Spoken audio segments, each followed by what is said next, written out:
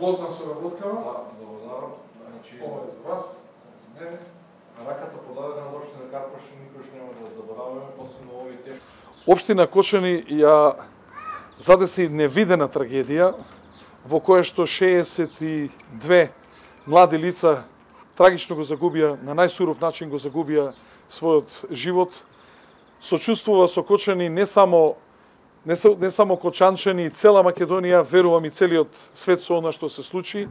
Потполно ни е јасно дека општина Кочани во моментот функционира на едни навистина ексцесни и несоодветни услови во кои што буквално општината е окупирана од инспектори, полицајци, обвинители и се она што следи во вакви ситуации со овие истраги.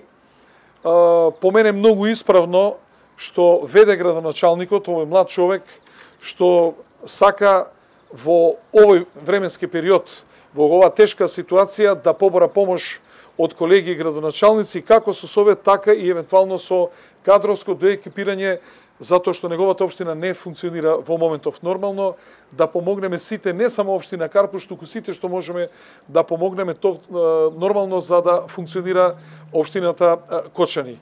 Не е воопшто срамота нешто да не се знае, и јас кога сум бил на почеток на кариерата, сигурно дека многу работи не сум ги знаел, искуството не се учи на ниедна академија, тоа се стекнува со текот на времето и нормално во ред е што се сака да се консултира и да се побара помош од оние кои што подолго време ја практицираат локалната власт. Ние како локална власт ќе помогнеме се што можеме и во делот на инспекцијскиот надзор, и во делот совети околу прибирање на приходи, и во делот на урбанизмот, во делот на комуналната развој на комуналната инфраструктура, како и обиди да се привлечат инвеститори, зашто на Кочани сега и како му е потребно да тој народ што го задеси таа трагедија, да се обезбедат инвеститори, да се отворат работни места. Кочани не сме луѓето покрај трагедијата и да бидат раселени.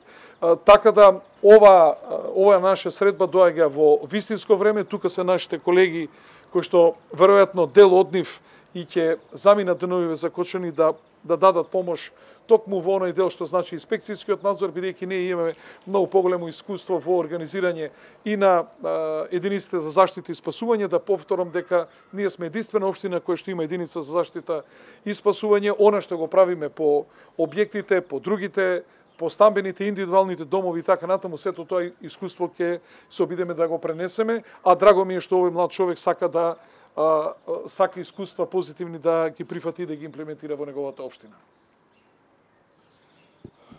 Сакам уште еднашка да се заблагодарам на градоначалникот Стефче Екимовски на општина Карпош, што се втора општина после општина Струмица, кој што реши да ја помогне на општина Кочани. Благодарение на општина Карпош, ние за прв пат во историјата ќе добиеме инспектор за домовање, кој е текако битен во овој момент.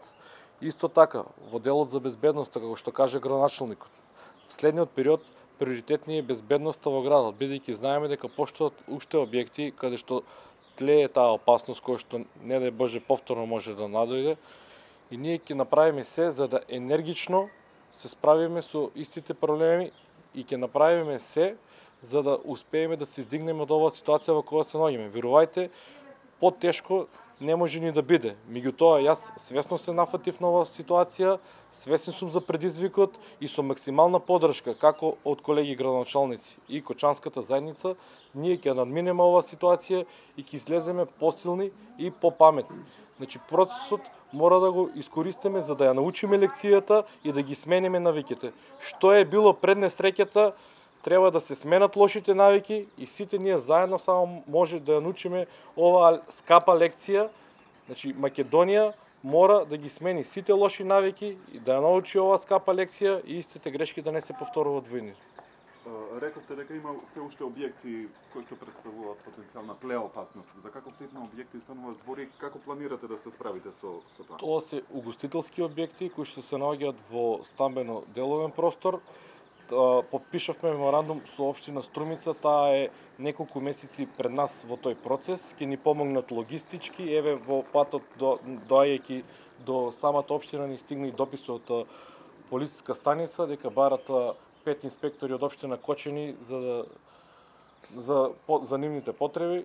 Значи, ние со помош со полициската станица, со помош на сите служби кои што се функција на државата, ќе направиме заедничка акција за да успееме да направиме најмаксимални напори да ја дигнеме безбедноста на повисоко ниво. Значи дека инспекцијски контроли ќе се направат на тие објекти? Во понеделник од 13 часот ќе имаме јавна трибина со сите корисници на јавна површина. Јавната површина е јавен интерес. И на таа јавна трибина сите корисници ќе се запознаат со законските прописи. Тоа значи дека ние само ќе го спроведеме законот. Законот е јасен, нема да има никаква толеранција, нема да има никаков компромис, нема да има никакви отстапки.